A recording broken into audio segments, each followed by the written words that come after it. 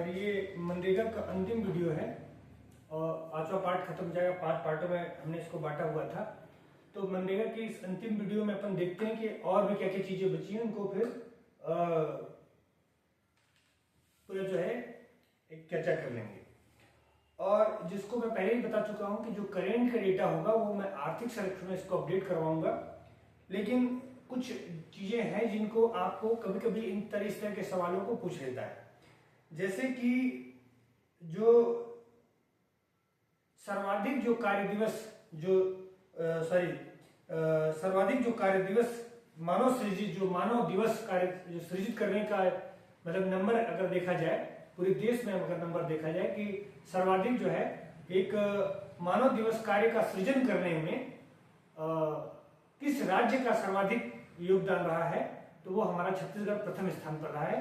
छत्तीसगढ़ में सर्वाधिक जो है अपने देश में प्रथम स्थान जो मानव दिवस सृजित किए हैं वो उनमें प्रथम स्थान रहा है।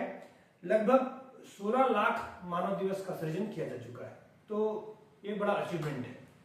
दूसरा ध्यान रखना है कि जो वन अधिकार पट्टाधारी हैं उनको भी रोजगार देने में छत्तीसगढ़ का पहला स्थान है। यानी वन अधिकार जो पट्टाधारियों को जो 150 दिन का जो रोजगार मिलता था, जो हमें पहले वीडियो अपन देख चुके हैं, तो उन लोगों को सबसे ज्यादा रोजगार देने में, क्योंकि वन अधिकार पट्टा देने में छत्तीसगढ़ पहले नंबर पर है, इसलिए वन अधिकार पट्टाधारियों को रोजगार देने में भी छत्तीसगढ़ पहले नंबर पर आ जाता है। तो ये बातें भी आपको ध्यान रखनी है। फिर विकलांग को रोजगार की व्यवस्था है, यानी क्षमता के अनुसार विकलांगों को रोजगार दिया जाता है। जो भी उनकी क्षमता होगी, विकलांग को भी इसमें रोजगार प्राप्त होता है। महिलाओं को तो विशेष प्रावधान है, लेकिन विकलांगों को भी इसमें रोजगार दिया जाएगा।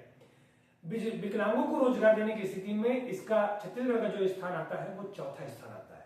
तो ये भी ध्यान रखिएगा कि विकलांगों को, इसको अलग से नोट कर लीजिएगा, चौथा स्थान रखता है। और अगर ओवरऑल देखा जाए कि छत्तीसगढ़ समेत यानी पूरे देश में अगर देखा जाए कि 100 दिन का रोजगार देने में कौन सा नंबर आता है, कि 100 दिन का अलग अलग रोजगार का टारगेट पूरा कर चुके हैं जो लोग, उन रोजगारों में छत्तीसगढ़ का 100 दिन का रोजगार देने में छत्तीसगढ़ का जो स्थान आता है वो 6वां स्थान आता है। तो इन चीजों को भी आप ध्यान रखिएगा। 100 दिन का रोजगार देने में 6वां स्थान है, विकलांगों को रोजगार देने में 4था स्थान है, वन अधिकार पट्टाधारियों को जो रोजगार देने में इसका पहला स्थान है, और सर्वाधिक जो मानव दिवस कार्य सृजित करने में छत्तीसगढ़ का पहला स्थान है। तो इस तरह के कई बार क्वेश्चन व्यापक पूछ लेता है, तो आप इनको भी ध्यान करके रखिएगा। और करंट इवेंट जो है आर्थिक सर्वेक्षण से मैं आपको अपडेट कराऊंगा। तो देखते हैं आज का वीडियो। कार्य स्तर पर सुविधाएं क्या होंगी। अगर मनरेगा में कोई व्यक्ति कार्य करने के लिए जाता है तो कार्य स्तर पर उनको क्या सुविधाएं प्राप्त होगी। तो एक तो स्वच्छ पेयजल मिल जाएगा, साफ पानी मिलेगा पीने के लिए, खाना अपने घर से लेकर जाइए और पानी यहाँ पर आपको पीने को साफ पानी मिल जाएगा। फिर विश्राम के लिए शेड होगा, एक छोटा सा शेड बना दिया जाएगा जहां पर अगर खाना वगैरह खाना है या मजदूरों को आराम करना है तो विश्राम के लिए एक शेड का निर्माण हो जाएगा। बच्चों के लिए भी एक शेड होगा, बच्चों के लिए एक शेड होगा। बच्चों के लिए क्या व्यवस्था है कि 5 वर्ष से कम उम्र के बच्चे हैं और वो आंगनबाड़ी में नहीं जा रहे हैं और बच्चों को साथ ले जाने की आवश्यकता पड़ती, अगर माता पिता जो काम पर गए हुए हैं और बच्चों को साथ लेकर जाते हैं, तो ऐसे बच्चों के लिए एक अलग से शेड का निर्माण कर दिया जाएगा जहां पर बच्चे रखेंगे। माताएं जो शिशुवती माताएं होंगी वहां पर जाकर वो आराम भी कर सकती हैं, फीडिंग वगैरह यानी दुग्धपान भी अगर कराना चाहे तो वहां पर वो करा सकते हैं। तो 5 वर्ष से कम उम्र के बालकों के लिए वो व्यवस्था है। 5 उम्र से अधिक उम्र के जो बच्चे हैं या तो स्कूल जाए, स्कूल जाना है उनको, या स्कूल से आने जाने के बाद या माता पिता अपने बच्चों को अगर साथ लेकर जाते हैं तो उनके लिए एक शिशु घर हो। 6 वर्ष से उम्र का बच्चा तो कहां चला जाएगा, स्कूल चला जाता है, पहले उससे पढ़ता रहता है, और उससे मतलब 5 वर्ष है तो शिशु घर होगा जहां बच्चे खेल सकेंगे, बैठ सकते हैं। प्राथमिक उपचार की व्यवस्था होगी, यानी प्राथमिक उपचार का एक किड बॉक्स होगा, वहां पर उपचार किया जा सकता है। ये हमारी सुविधा है। दुर्घटना के क्या प्रावधान किए गए। अगर कोई व्यक्ति कार्य के दौरान दुर्घटनाग्रस्त हो जाता है, ऐसी स्थिति में उसके लिए क्या प्रावधान रखे गए हैं। तो घायल होने पर, अगर कोई व्यक्ति कार्य के दौरान घायल हो जाता है तो घायल होने पर उसको निःशुल्क चिकित्सा सहायता देगी। वैसे भी छत्तीसगढ़ में या पूरे देश में आयुष्मान भारत की योजना के तहत उनको निःशुल्क उपचार तो होता ही होता है। तो इस योजना में भी अगर, क्योंकि ये योजना पहले पुरानी बनी हुई थी, इसमें भी निःशुल्क चिकित्सा का प्रावधान था। और जिस दौरान कार्य के दौरान अगर कोई मजदूर घायल हो गया है तो घायल होने की दशा में कार्य की मनोचित दशाओं का निर्माण करना है। और कार्य की मनोचित दशाओं का अगर हम निर्माण करते हैं और घायल व्यक्ति को कार्य पर नहीं ले सकते, लेकिन अगर वो व्यक्ति काम नहीं करेगा तो उसका परिवार का पेट कैसे चलेगा, अपना जीवन यापन कैसे करेगा। तो ऐसे कंडीशन पर जिस समय वो एडमिट रहेगा, घायल रहेगा, उस दौरान उनको 50% प्रतिदिन के हिसाब से क्या मिलता रहेगा, उसको भत्ता प्राप्त हो जाएगा, यानी उनको वेतन प्राप्त होता रहेगा, मजदूरी प्राप्त होती रहेगी, लेकिन ये 50% ही रहेगा और साथ में निःशुल्क इलाज तो है। अगर कोई व्यक्ति की जो कार्यस्थल पर मृत्यु हो जाती है या स्थायी विकलांगता हो जाती है, यानी अब कार्य करने लायक नहीं रह गया हो, स्थायी विकलांग हो गया हो, कार्य करने की स्थिति में नहीं रह गया, या उसकी मृत्यु हो जाती है, ऐसे कंडीशन पर अधिनियम में जो व्यवस्था दी गई है वो 25,000 की व्यवस्था दी गई। 25,000 रुपए उससे नगद दे दिया जाएगा, उसके परिवार वालों को दिया जाएगा। और या समय समय पर केंद्र सरकार अगर कोई राशि अधिसूचित करती है, कोई राशि डिसाइड करती है कि इतनी राशि देनी है, वो राशि दे दी जाएगी। अभी फिलहाल में इसके लिए राशि का आवंटन कितना किया गया है, 25,000। कौन कौन से कार्य कराए जा सकते हैं इसमें, तो इसके कार्य पहले से तय है, इन्हीं क्षेत्रों का कार्य करवाया जा सकता है। एक तो जल संरक्षण और संग्रहण, यानी जल को यानी बचाने के लिए जो कार्य किया जा सकता है, कुआं का निर्माण किया जा सकता है, डबरी का निर्माण किया जा सकता है, तालाब का निर्माण किया जा सकता है। जल संग्रहण यानी वही बांध वगैरह को बनाया जा सकता है पानी को स्टोर करने के लिए।